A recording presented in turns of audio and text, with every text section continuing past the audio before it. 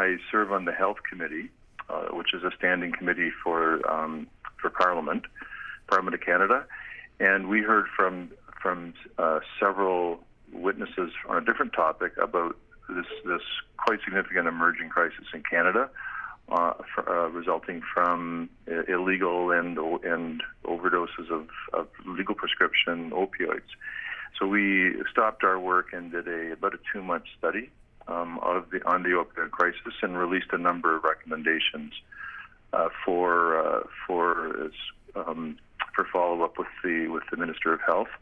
At the same time, the Minister of Health convened a 2-day conference on addressing the risk of opioid use and fentanyl use in Canada, and they will be issuing recommendations shortly, and our committee was working to make sure that our recommendations were available to inform that national strategy. So I would strongly urge the parents of teens and young adults to have a conversation about smart choices at parties and outline the risk of experimenting with unknown, illicit, and prescription drugs of any kind. But in particular, illicit opioids, particularly fentanyl, that are manufactured in basements and elsewhere, they can and often have very toxic, fatal amounts of fentanyl in them, and it's just an incredibly risky situation right now with illegal fentanyl in the market.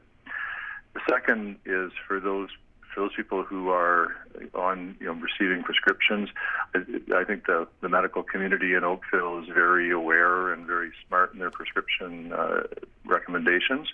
But anybody receiving a prescription for chronic pain should probably ask their doctor and their pharmacist about the drug prescribed.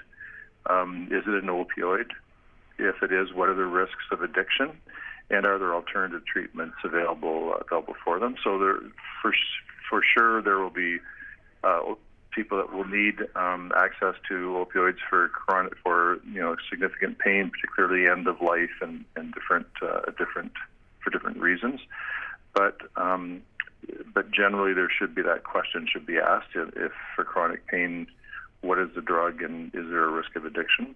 And then finally, for those who do receive opioid prescriptions, the most common source of legal or prescription opioids at teenage, at parties and whatnot, are from medicine chests where they've been taken. So I would urge people with opioid prescriptions to keep the drug stored securely away from children. Those are my 3 main messages.